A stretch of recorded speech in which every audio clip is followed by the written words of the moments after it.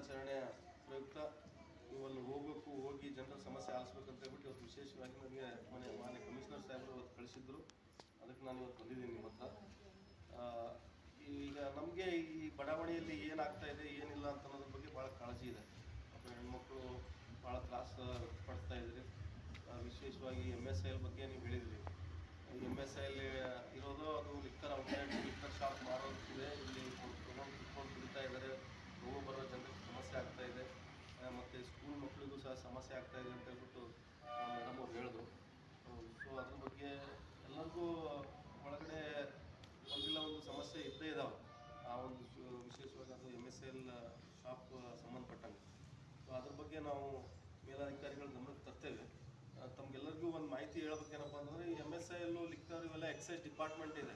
ಅವರಿಗೆ ನಮಗೆ ಅಂದರೆ MSIL ಯಾವುದೇ ಒಂದು ಲಿಕ್ಕರ್ ಶಾಪ್ ಓಪನ್ ಮಾಡಬೇಕಿತ್ತಂದರೆ ಎಕ್ಸೈಸ್ DC ಮತ್ತು DC ಅವರು ಪರ್ಮಿಷನ್ ನೀಡಿದ ಮೇಲೆ ಅಲ್ಲಿ ಒಂದು ಈ CL7 ಆಗಲಿ, ವೈನ್ ಶಾಪ್ ಆಗಲಿ, MSIL ಆಗಲಿ, ಬಾರ್ ಓಪನ್ ಆಗೋಕ್ಕೆ ಪರ್ಮಿಷನ್ ಸಿಗುತ್ತೆ. ಆ ಪರ್ಮಿಷನ್ ಕೊಡೋದ್ರಲ್ಲಿ ನಮ್ಮ ಪೊಲೀಸ್ ಇಲಾಖೆ ಪಾತ್ರ ಏನೂ ಇರೋದಿಲ್ಲ.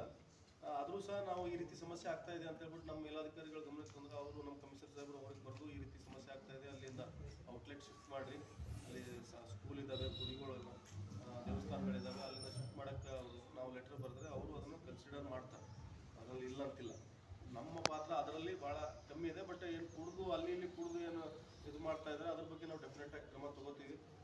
ಈಗ ನಾನು ನಾನು 2.5 ತಿಂಗಳಾಯಿತು. ಫಸ್ಟ್ ಬಂದಾಗಿನಿಂದ ನಾನು ಚಾರ್ಜ್ ತೊಗೊಂಡಿದ್ದೀನೇ ಇಲ್ಲೇ ತಮ್ಮ ಇವರಲ್ಲಿ ನಮ್ಮ ಪೊಲೀಸ್ ಮನೆ ಒಂದು ಕಳ್ತನ ಆಯಿತು. ಮತ್ತು ಅದರ ಹಿಂದ್ಗಡೆ ಅಲ್ಲಿ ಅಯೋಧ್ಯ ನಗರದಲ್ಲಿ ಒಂದು ಕಳ್ತನ ಆಗಿತ್ತು. ಮನೆಯಲ್ಲಿ ಇದ್ದಾಗೆ ಮಾಡಿದ್ರ ಬಗ್ಗೆ ನಮಗೆ ಭಾಳಷ್ಟು ಕಾಳಜಿ ಇದೆ. ಅದು ಆಗಬಾರ್ದಿತ್ತು. ಈ ದಿನ ಏನಾಗ್ತಾಯಿತ್ತು, ಈ ರೀಸೆಂಟಾಗೂ ಕೆಲವೊಂದು ಆಗ್ತಾ ಇದ್ದಾರೆ.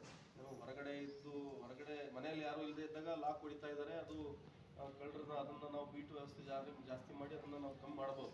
ಮನೆಯಲ್ಲಿ ಇದ್ದಾಗೆ ಮಾಡ್ತಾ ಇರೋದ್ರ ಬಗ್ಗೆ ನಾವು ಗಂಭೀರವಾಗಿ ಪರಿಗಣಿಸ್ತೀವಿ. ನಮ್ಮ ಸಾಹೇಬರು ಹೇಳಿದ್ದಾರೆ, ಅದ್ರ ಬಗ್ಗೆ ಟೀಮ್ ಇದೆ, ನಾವೆಲ್ಲ ಓಡಾಡ್ತಾ ಇದ್ದೀವಿ. ಮತ್ತು ಒಳ್ಳೆ ನಾವು 100% ಅವ್ರಿಗೆ ಹಿಡಿತೀವಿ.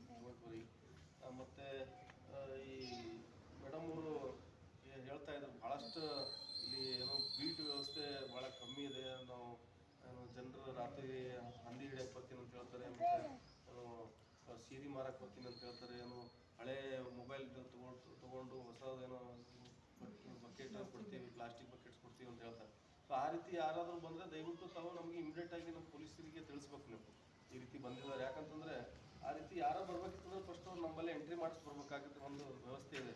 ಪೊಲೀಸ್ ಸ್ಟೇಷನ್ಗೆ ಹೋಗಿ ನಾವು ಇಂಥವ್ರು ಇಲ್ಲಿ ಬಂದಿದ್ದೀವಿ, ಸೊ ಇವರು ನಾವು ಈ ವ್ಯಾಪಾರ ಮಾಡ್ತೀವಿ ಅಂತ ಹೇಳಿ ಅವ್ರು ಬರ್ಸಿದ್ರೆ ಅವರಿಗೆ ನಮ್ಮ ಕಡೆಯಿಂದ ಒಂದು ಇದು ಕೊಟ್ಟಿರ್ತೀವಿ ನಾವು, ಒಂದು ಸರ್ಟಿಫಿಕೇಟ್. ಅಂದರೆ ಅವರು ಬಂದು ಹೋಗಿದ್ದಾರೆ, ಎಂಟ್ರಿ ಮಾಡಿಸಿದ್ದಾರೆ ಅಂತ ಹೇಳ್ಬಿಟ್ಟು. ಸೊ ಆ ಸರ್ಟಿಫಿಕೇಟ್ ಇದ್ದರೆ ಇಷ್ಟೇ ಅವರು ಅಧಿಕೃತ ಅಂತ ಹೇಳ್ಬಿಟ್ಟು ನೀವು ತಿಳ್ಕೊಬೇಕು. ಇಲ್ಲದೇ ಇದ್ದರೆ ಅವರು ಎಲ್ಲೋ ಸುಮ್ಮನೆ ಏನೋ ಒಂದು ಯಾವುದೋ ಘಟನೆ ಮಾಡೋ ಸಲ ಬಂದಿದ್ದಾರೆ ಅಂತ ಅರ್ಥ ಮಾಡ್ಕೋಬೇಕು. ವಿಶೇಷವಾಗಿ ಹೆಣ್ಮಕ್ಳು, ಮಧ್ಯಾಹ್ನ ಹೆಣ್ಮಕ್ಳು ಮನೇಲಿ ಇರ್ತೀರ, ಎಲ್ಲ ಬಂದ್ ಮಾಡಲ್ಲ. ಅವ್ರ ಲೈಸೆನ್ಸ್ ತೆಗ್ಸ್ಯಾರ.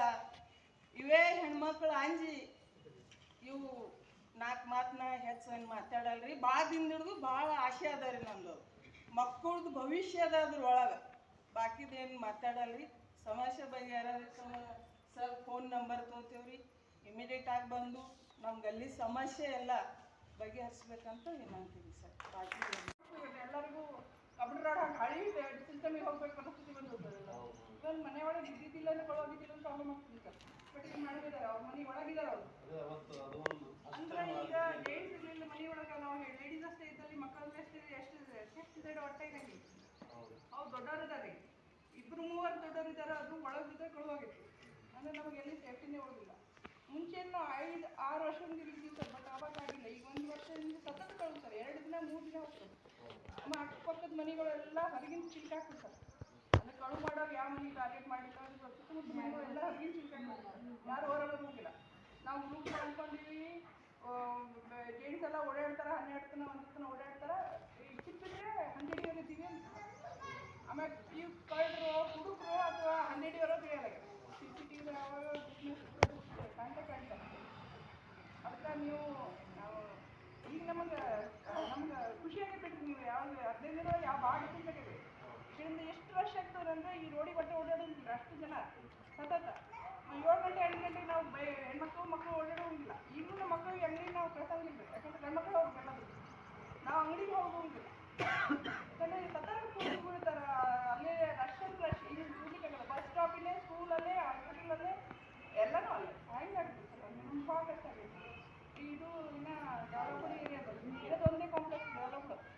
ಇದ್ರಾಗ ಎಲ್ಲದಕ್ಕೂ ನಾ ಅದ್ರ ಮೇಲೆ ಡಿಪೆಂಡ್. ವೀಕ್ಷಕರೇ, ಈ ವಿಡಿಯೋ ನಿಮಗೆ ಇಷ್ಟ ಆಗಿದ್ರೆ ಈ ಕೂಡಲೇ ಸಬ್ಸ್ಕ್ರೈಬ್, ಕಮೆಂಟ್, ಲೈಕ್ ಮಾಡಿ ಹೊಸ ಹೊಸ ವಿಡಿಯೋಗಳನ್ನು ಮಾಡಲು ಬೆಂಬಲವನ್ನು ನೀಡಿ.